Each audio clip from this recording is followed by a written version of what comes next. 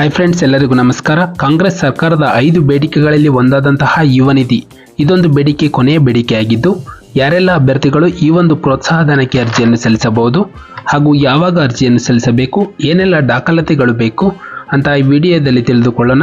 ವಿಡಿಯೋನ ಸ್ಕಿಪ್ ಮಾಡದೆ ಕೊನೆ ತನಕ ನೋಡಿ.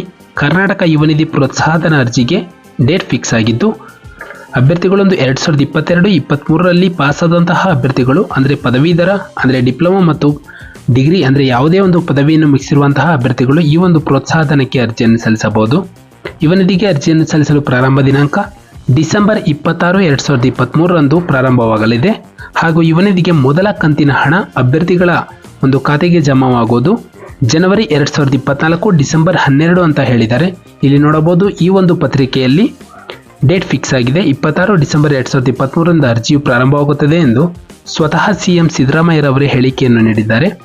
ಪದವೀಧರ ಅಭ್ಯರ್ಥಿಗಳಿಗೆ ಪ್ರತಿ ತಿಂಗಳು 3,000 ಹಾಗೂ ಡಿಪ್ಲೊಮಾ ಅಭ್ಯರ್ಥಿಗಳಿಗೆ ಪ್ರತಿ ತಿಂಗಳು 1,500 ರೂಪಾಯಿಯನ್ನು ಪ್ರೋತ್ಸಾಹಧನವಾಗಿ ಪಡೆಯಬಹುದು. 2022-23ರಲ್ಲಿ ತೆರಗಡೆ ಹೊಂದಿದ ಅಭ್ಯರ್ಥಿಗಳು 6 ತಿಂಗಳು ಯಾವುದೇ ಒಂದು ಕೆಲಸಕ್ಕೆ ಹೋಗಿರಬಾರದು. ಅಂದರೆ ಗೌರ್ಮೆಂಟ್ ಸೆಕ್ಟರ್, ಪ್ರೈವೇಟ್ ಸೆಕ್ಟರ್ ಅಥವಾ ಯಾವುದೇ ಒಂದು ಅಪ್ರೆಂಟಿಸ್ ಹುದ್ದೆಗಳಲ್ಲಿ ಅಭ್ಯರ್ಥಿಯು ಕೆಲಸವನ್ನು ಮಾಡಿರಬಾರದು. ಅಂತಹ ಅಭ್ಯರ್ಥಿಗಳು ಈ ಒಂದು ಪ್ರೋತ್ಸಾಹಧನಕ್ಕೆ ಅರ್ಜಿಯನ್ನು ಸಲ್ಲಿಸಬಹುದು.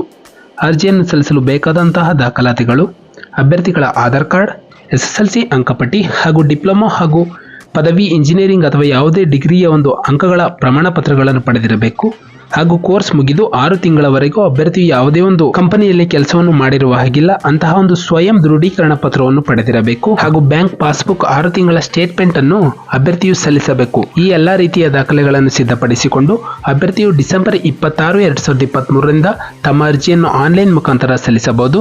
ಆ ದಿನ ನಾವು ವಿಡಿಯೋನ ಮಾಡ್ತೇವೆ ಹೇಗೆ ಅರ್ಜಿಯನ್ನು ಸಲ್ಲಿಸಬೇಕು ಎಂದು. ನಿಮಗೆ ಯಾವುದೇ ರೀತಿಯ ಡೌಟ್ಗಳಿದ್ರೆ ಕಮೆಂಟ್ ಮೂಲಕ ತಿಳಿಸಿ.